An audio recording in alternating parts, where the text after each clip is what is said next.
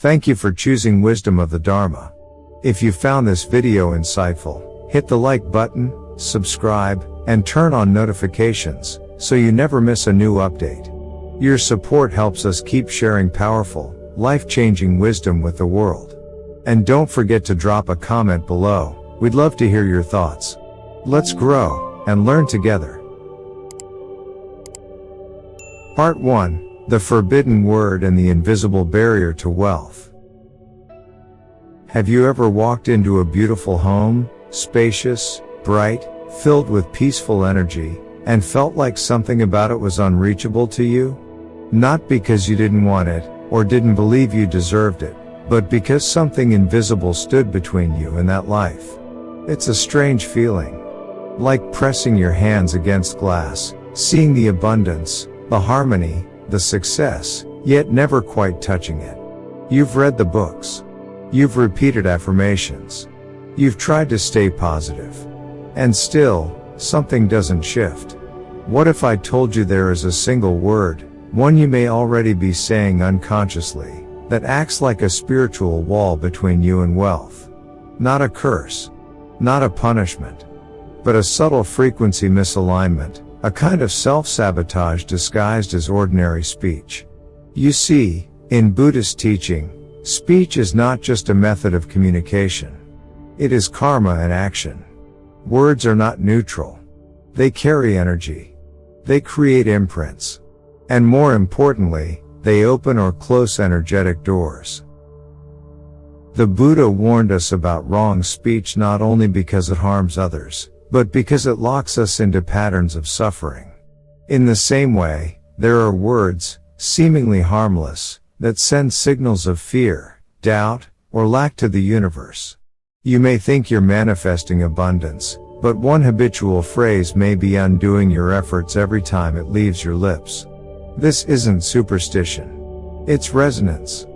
Feng Shui masters know that the arrangement of space affects fortune. But even more subtly, the vibration of sound, the words you speak into your space, sets the energetic tone of your reality. One word, spoken daily, without thought, and yet, it may be the very thing blocking your prosperity. This is not about magical thinking. It's about vibrational discipline. About understanding that the universe doesn't respond to what we say we want. It responds to what we habitually express, especially through speech. So here's the uncomfortable truth. You may be pushing wealth away with your own voice. But don't worry. This isn't about guilt. It's about awareness. Because once you become aware, you gain the power to shift it. And just like the wrong word can block your fortune, the right word, when spoken with intention, can unlock it. In a moment, I will share that word with you. But before we go there, we must first understand why energy listens more to your vibration than to your words. And why the ancient masters kept this knowledge hidden in plain sight. Part 2. Vibrations in Buddhism and Feng Shui, Why Sound Shapes Destiny. Have you ever entered a room where no one had spoken, and yet, something felt heavy? Or walked into a sacred space, like a temple, where silence itself seemed to hum with calm? That feeling isn't imagined. It's the subtle presence of vibration. And in Buddhism and Feng Shui, vibration isn't metaphor, it's law. In Buddhist teaching, all phenomena arise from causes and conditions. The phrase Chu Fop Tungam Duan Sinch reminds us that nothing appears randomly. Everything is born from interaction. And one of the most powerful causes of change, whether for good or harm, is sound. Sound is energy in motion. It moves through space. It shapes form. It leaves residue. That's why speech is so central in Buddhist ethics.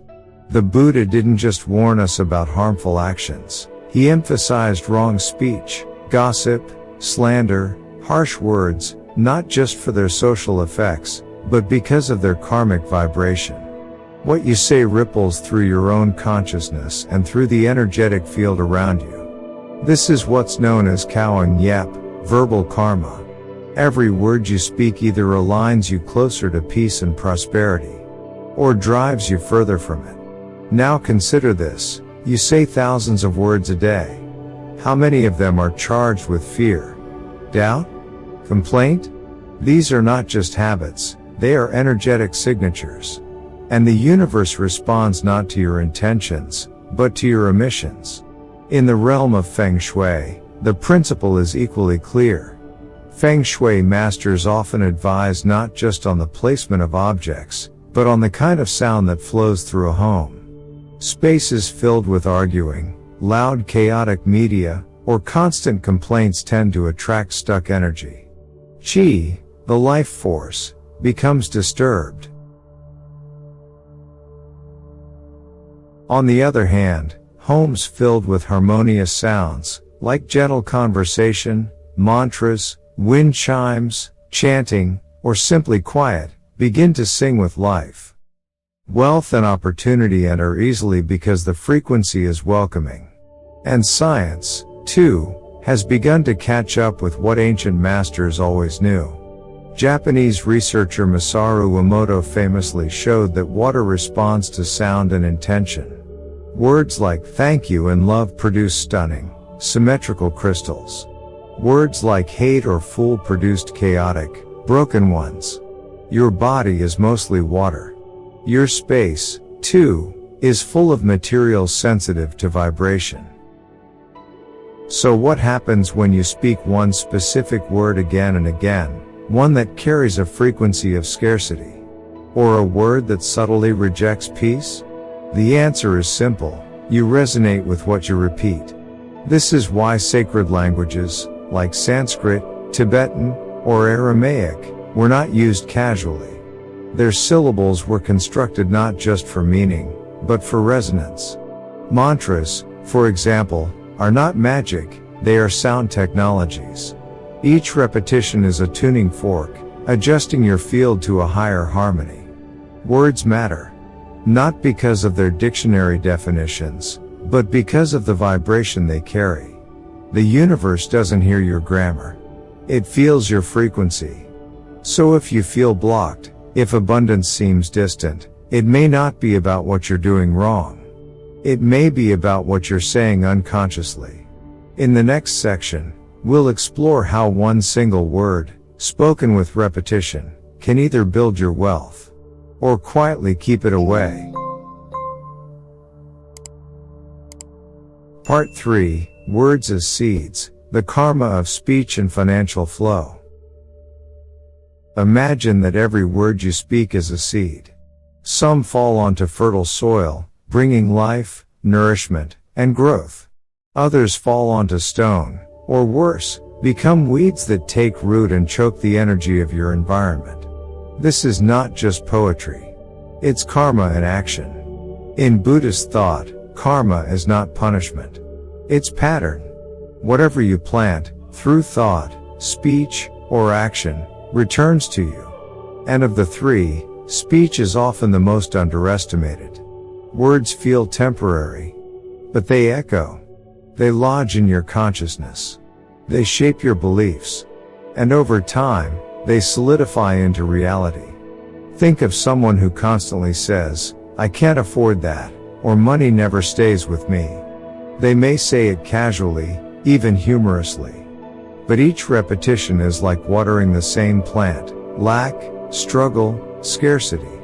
Eventually, their world bends to match the energy of those words. Now contrast that with someone who speaks with calm certainty. There's always enough. Opportunities find me easily.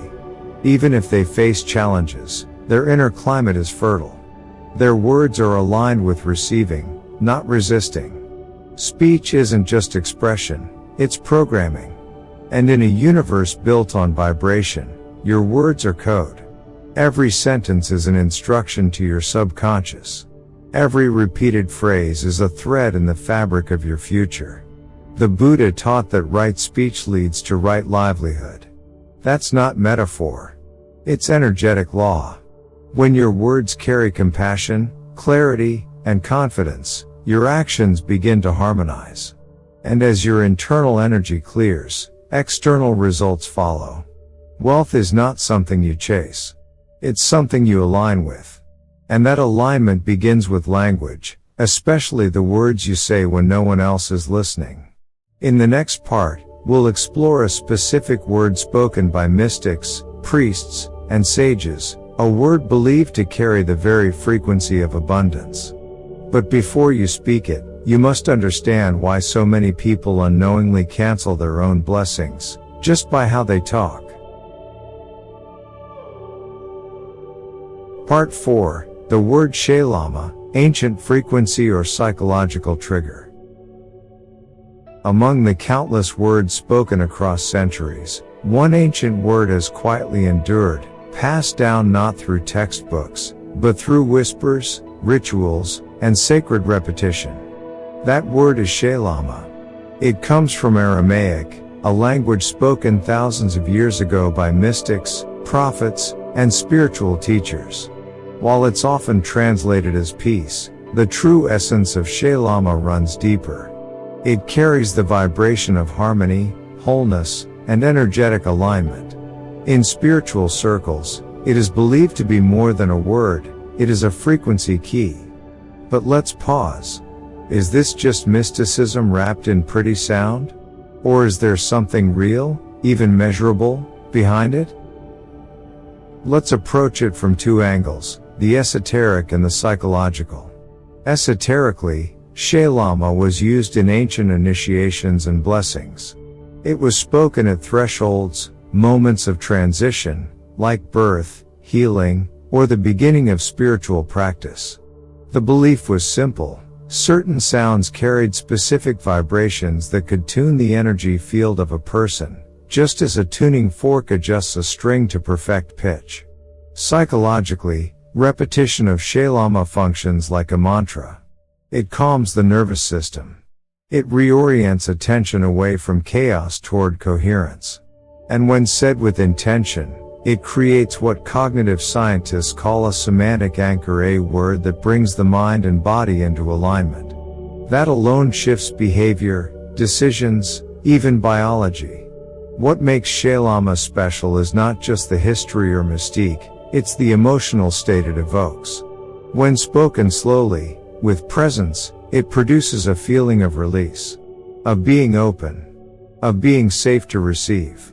This matters, because abundance cannot enter a clenched fist or a closed heart. It flows toward softness, openness, readiness. And Sha Lama, when practiced properly, invites precisely that. But like all sacred tools, the power of this word depends entirely on how you use it. In the next part, we'll look at how ancient sound traditions treated words like Sha Lama, not as spells, but as alignments, and how that same principle can be applied to your life today. Part 5, the hidden power of Aramaic and Sanskrit, comparing sacred languages. Sacred languages are not merely historical artifacts.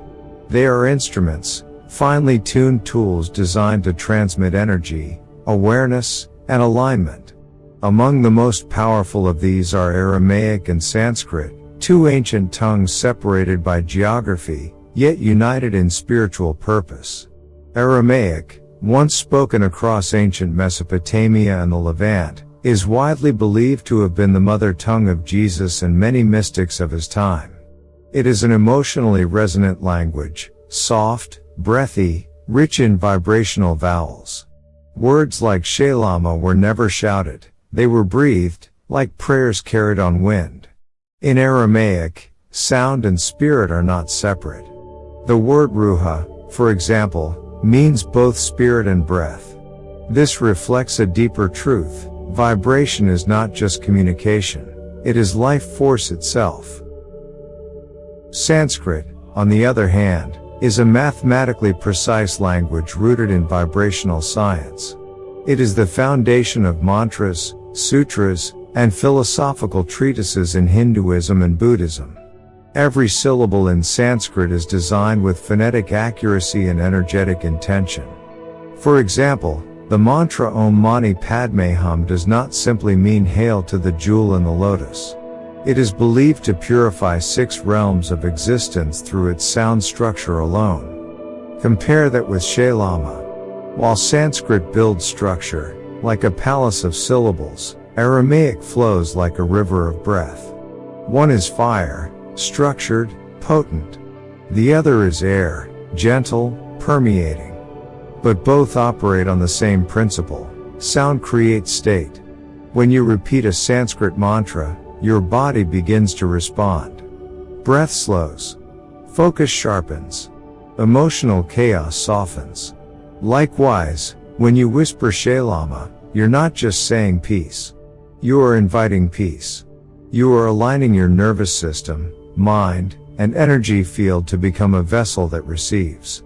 The Buddha himself emphasized right speech as part of the Noble Eightfold Path, not because of morality alone, but because he understood the energetic consequences of sound.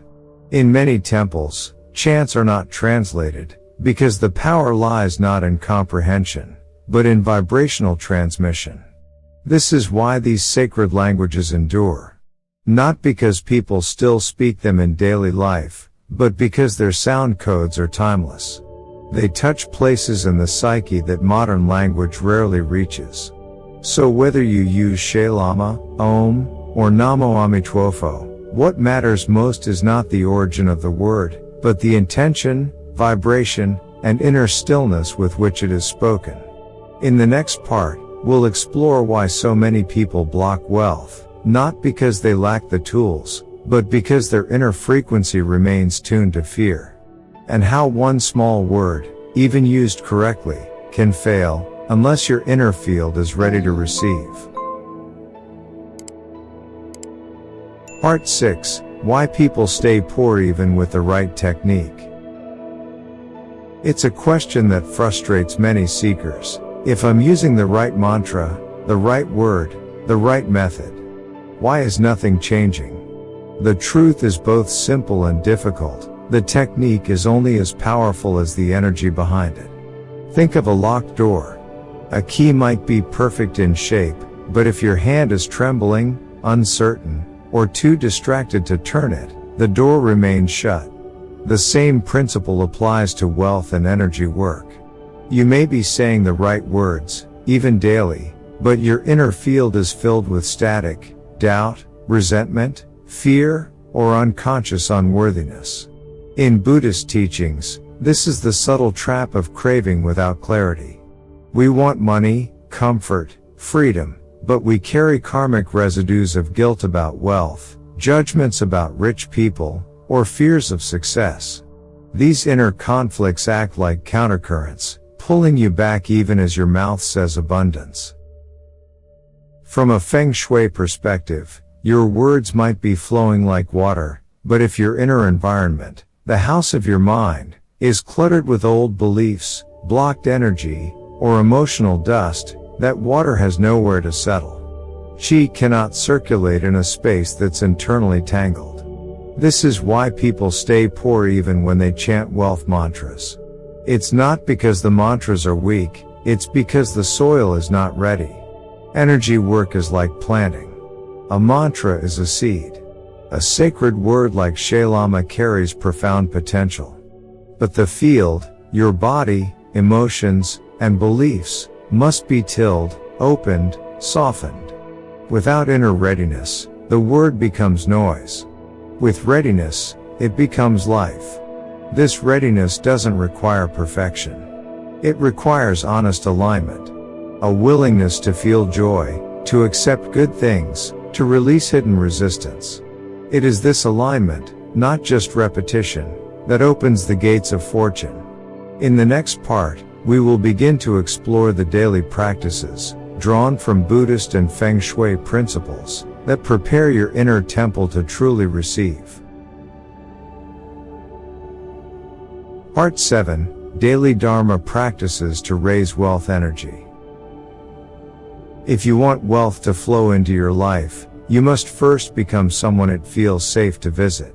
In Buddhist and Feng Shui traditions, this isn't a metaphor, it's practical wisdom. Prosperity is not simply summoned. It is invited. And like any honored guest, It seeks harmony, cleanliness, and sincerity in the space it enters, whether that space is your home, your speech, or your inner state. Here are 5 Dharma-based daily practices that gradually shift your vibration and open the channels for wealth energy to flow. 1. Begin with silence. Every morning, before you speak to anyone, sit for 3 minutes in stillness. No phone, no plans, just breath. In Buddhist terms, this is returning to the root. Stillness aligns your nervous system and clears mental clutter. It's like sweeping the floor before receiving guests. Silence makes space for energy to move. 2. Verbal mindfulness, right speech training. Choose one phrase you will not say today, something rooted in lack or limitation. It could be "I can't afford that" or "it's too hard." Replace it with a neutral or empowered alternative. "I'm making space for that soon," or "let's see what opens." This is modern right speech practice, cleaning the verbal river through which energy flows. 3. Touch the wealth corner. In Feng Shui, the far left corner from the main entrance of your home represents the wealth gua. Each day, place your hand gently on that wall or space, even for 10 seconds, and say a simple blessing. May this space attract peace and prosperity. This creates an energetic bridge between your intention and your environment. 4. Generosity before receiving. Each morning, offer a gesture of giving, even something small. It could be a compliment, a coin to charity, or a silent blessing for someone. Generosity is the Dharma gate to wealth. You can't pull abundance toward you while gripping tightly to what you have. Giving unblocks the channel. 5. Nightly gratitude recitation. Before sleep, whisper "thank you" for 3 things that came to you that day, even if they were subtle. A good meal, a kind word, a quiet moment. Gratitude is not just an attitude, it's an amplifier. It tells the universe, "I noticed. I'm ready for more." These practices may seem simple, but like drops of water wearing through stone, their power lies in consistency, not intensity. They gently rewire your field from scarcity to receptivity. And over time, wealth doesn't just visit, it stays.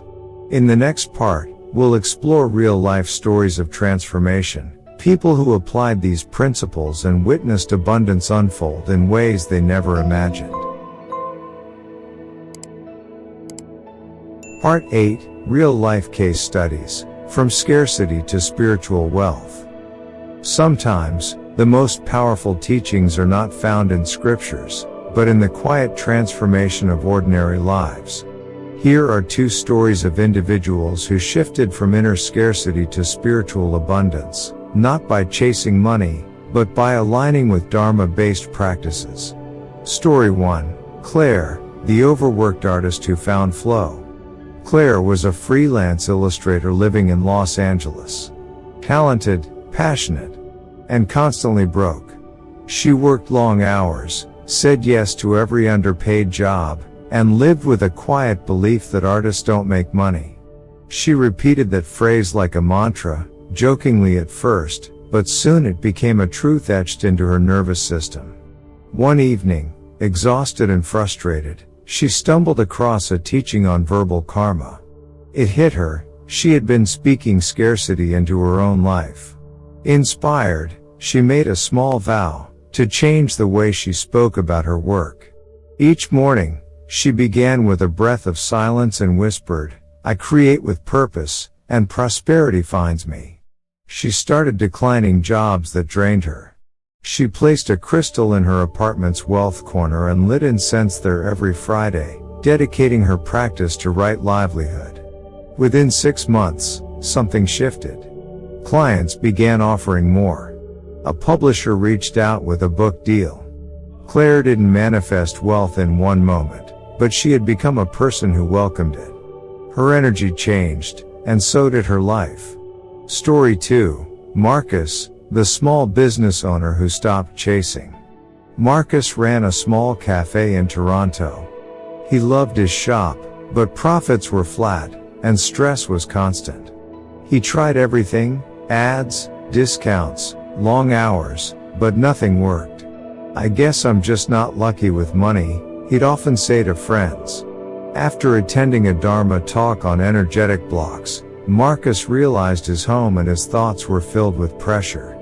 He decided to simplify. He began meditating for 5 minutes before opening each day, lighting a candle in the back office, and repeating the word Sha Lama, not out loud, but inwardly, with breath. He also stopped saying "not lucky." He replaced it with, "I'm learning to hold wealth with ease." One morning, a local food blogger featured his cafe by surprise. Traffic doubled, then tripled. The change wasn't in strategy, it was in state. Marcus had shifted from chasing energy to receiving energy. These stories aren't magic. They are mirrors, reflecting what becomes possible when we align speech, space, and spirit. In the next part, we'll explore how the sacred word Sha Lama compares to other spiritual phrases, and how to find the one that resonates most deeply with you. Part 9. 7 Spiritual Habits that Replace the Word Sha Lama. The word Sha Lama carries deep resonance. But for some, it may not feel personal. The truth is, there's no single word or mantra that works for everyone. What matters is the state it evokes, the vibration behind it, the sincerity within it. If Sha Lama doesn't fully connect with your heart, consider these 7 spiritual habits that can serve the same purpose, tools to align your energy with peace, openness, and abundance. 1. Thank you as a daily mantra. Gratitude is one of the highest frequencies in both Buddhist and scientific teachings. Simply saying thank you repeatedly, especially in moments of struggle, can shift your emotional state from resistance to receptivity. It tells the universe, "I'm not closed. I'm listening." 2.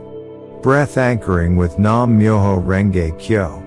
This Japanese Buddhist chant is rooted in the Lotus Sutra and affirms the sacred nature of life. You don't need to understand every word, just chant slowly with your breath. It acts as a spiritual tuning fork, especially in times of fear or doubt. 3. Silent repetition of "I am open." Sometimes, less is more. The phrase "I am open" functions as both a mantra and a self-reminder.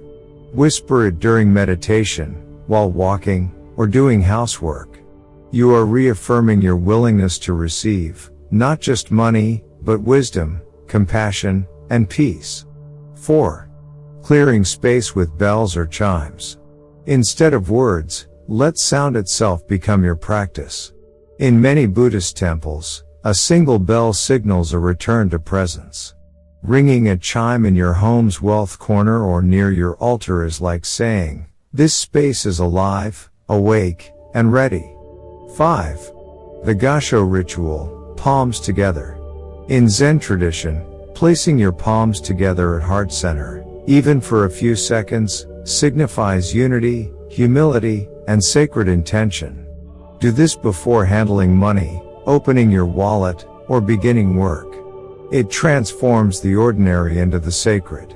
6. Whispering Amitabha or Namo Amitwofo. These phrases call upon the Buddha of infinite light, a symbol of boundless compassion and abundance. They are especially powerful when spoken with calm focus, offering not just peace, but a sense of energetic protection. 7. Smiling during repetition. This may seem simple, but smiling, even slightly, while repeating a spiritual phrase changes your nervous system. It signals trust, openness. You cannot receive with a clenched jaw. Smiling softens the channel through which blessings arrive. Each of these habits can stand on its own, or complement the use of Sha Lama. The key is not in the word itself, but in the presence it awakens inside you.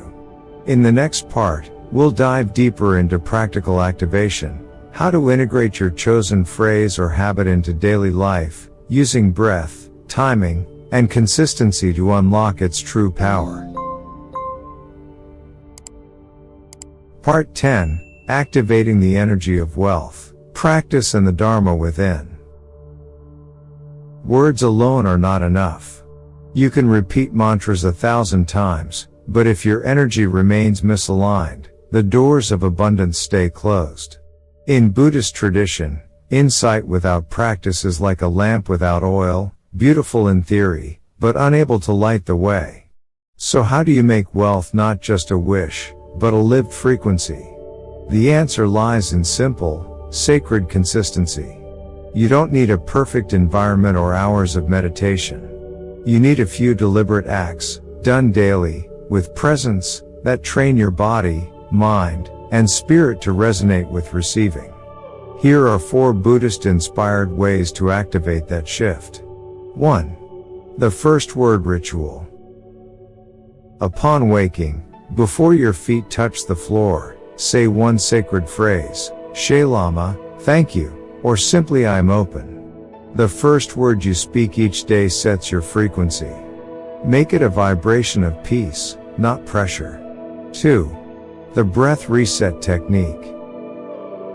Whenever you feel tension, financial worry, impatience, comparison, pause. Inhale deeply.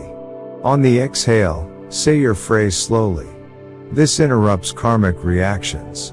It's a micro moment of liberation. 3. Energy offering before work.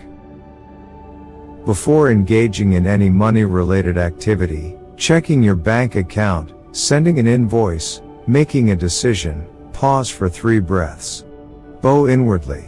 Whisper, may this action bring benefit, peace, and flow. You're infusing Dharma into dollars. 4. The closing blessing. At day's end, light a candle or simply close your eyes and reflect, what flowed today? What felt blocked? Say, thank you for both. This seals your day in awareness and prepares your mind for fertile sleep. But beyond these practices, there's a deeper truth. In Buddhism, wealth is not defined by how much you have, but by how clearly you see. The richest person is not the one who owns the most, but the one whose heart is most free from craving and fear. The truth is, you don't attract what you want. You attract what you are. If you embody calm, gratitude, and openness, the universe reflects it back. This is not superstition, it's energetic reciprocity. When you speak sacred words, hold peaceful thoughts, and move with right intention, you become the kind of vessel that wealth trusts. It's not about chasing fortune. It's about creating a space, inside and out, where fortune wants to stay. In the final part, we'll bring these teachings home with a closing reflection, and a gentle invitation to begin your own 21-day journey of spiritual wealth. Part 11, Final Reflections, From Word to Wisdom, From Sound to Silence. In the end, it was never just about a single word. Sha Lama may have guided you into this conversation, but what truly holds power is not syllables or sound, it's awareness. It's the moment you pause before you speak. The moment you breathe before you act. The moment you choose peace over panic, and trust over tension. Words can be gateways. They can lift or limit. They can spark clarity or keep us spinning in illusion. But beyond all words is something even more profound, silence. Not the silence of absence, but the silence of presence. The deep stillness from which all sacred sound arises. This is what the Dharma teaches us. Wealth is not found in the clenching, the striving, or the constant asking. It lives in alignment. In knowing when to speak, and when to simply be. In creating inner spaciousness so that blessings don't just pass by, they stay. They take root.